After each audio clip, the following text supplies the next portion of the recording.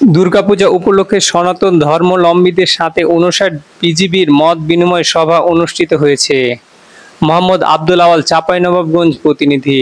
২৮ September ২০২৪ শনিবার সকাল ১০টা ৩০ রহনপুর ব্যাটালিয়ন ৫৯ বিজিবি এর অধীনস্থ সোনা মসজিদ বিওপি অন্তর্গত বালিয়াদিঘি সার্বজনীন দুর্গা মন্দির পরিদর্শন করেন এবং আসন্ন শারদীয় দুর্গা পূজা উপলক্ষে সনাতন ধর্মাবলম্বীদের মানুষদের সঙ্গে বিজিবির মত বিনিময় সভা অনুষ্ঠিত হয়েছে। দুর্গাপূজা উপলক্ষে উক্ত সভায় আইন শৃঙ্খলা সার্বিক দিক নির্দেশনা মূলক আলোচনা করেন রহনপুর ব্যাটালিয়ন ৫৯ বিজিবির অধিনায়ক লে কর্নেল গোলাম কিবরিয়া।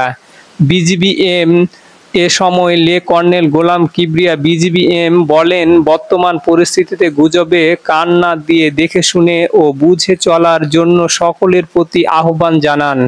সার্বক্ষণিক নিরাপত্তার স্বার্থে আমরা বিজিবির সদা সর্বদা প্রস্তুত আছি ও থাকব।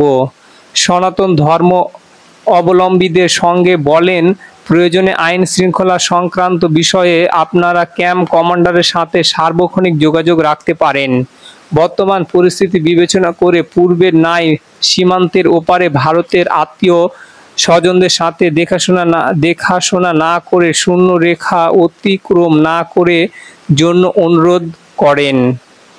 মুসলিমদের সঙ্গে উদ্দেশ্য করে বলেন, হিন্দুদের এ বড় দুর্গা উৎসবে তাদের কোনো ধরনের নিরাপত্তা কমতি না হয় সে ব্যাপারে পরামর্শ দেন। এ সময় উপস্থিত ছিলেন মোহাম্মদ নাজমুল হক রানা, চেয়ারম্যান ২ নং শাহবাজপুর ইউনিয়ন পরিষদ, মোহাম্মদ বেলাল হোসেন, সহকারী পরিচালক ৫৯ বিজিবি ব্যাটালিয়ন রহনপুর, মোহাম্মদ সাইফুর রহমান, সুবেদার কোম্পানি কমান্ডার সোনা মসজিদ, বিজিবির সদস্যবৃন্দ, পূজা মণ্ডপের সভাপতি, সাধারণ সম্পাদক, গণ্যমান্য ব্যক্তিবর্গ, অন্যান্যরা। জানেন, বর্ডার গার্ড বাংলাদেশের মহাপরিচালক মহোদয় আমাদেরকে নির্দেশনা দিয়েছে বিজিবি হবে সীমান্তের নিরাপত্তা এবং আস্থা করতে। সেই লক্ষ্যকে আমরা সামনে রেখে আমরা এখন কাজ করছি। আপনারা জানেন, চাঁপাইনবাবগঞ্জ জেলা হচ্ছে একটা সীমান্তবর্তী জেলা। যে ২০১৭ সাল থেকে পুজো উদযাপন হচ্ছে এই মন্দিরে, আজ পর্যন্ত কোনো অপ্রীতিকর ঘটনা ঘটেনি। আর আমাদের পার্শ্ববর্তী যে অন্য ধর্মের লোকজন আছে সবাই আমরা ভাই ভাই, এই পর্যন্ত কোনো ঘটনা ঘটেনি। আর ভবিষ্যতে না ঘটে এই আমরা করছি। সেক্ষেত্রে বিজিবি আপনাদের কী ধরনের সহযোগিতা করছে বলে? সেক্ষেত্রে বিজেপি পর্যাপ্ত করে আমাদের পাশে আছে এবং সার্বক্ষণিক বলে আপনাদের কোনো সমস্যা হলে যে কোনো সময় যে কোনো মুহূর্তে আমাকে ফোন দেবেন। ঠিক আছে, এলাকা কোম্পানি কমান্ডার।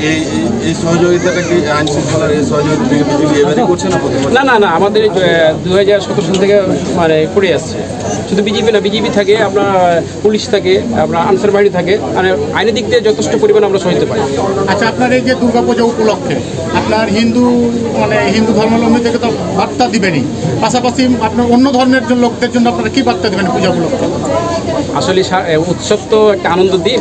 আমি এই উৎসবে সবাইকে আনন্দ করতে চাই এবং সবাইকে উৎসব আমরা নিমন্ত্রণ দিই।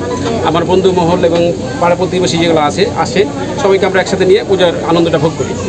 আচ্ছা, আপনি একটু বলবেন যে আপনার তো পাশেই বর্ডার, জি, বা বর্ডারের একটা সরকার পতনের পর একটা কিন্তু আশঙ্কা ছিল, হুমকি তারপরে ধামকি হয় বিষয় নিয়ে আপনার কোন ধরনের এখন পর্যন্ত কোন ধরনের এই ভোটার পার করিয়ে দেওয়া বা থেকে চলে আসা? হ্যাঁ, একটু বলবো। হয়তো আমরা তো সংখ্যালঘু, তারপরে জানেন বাংলাদেশের 5% মনে হয়।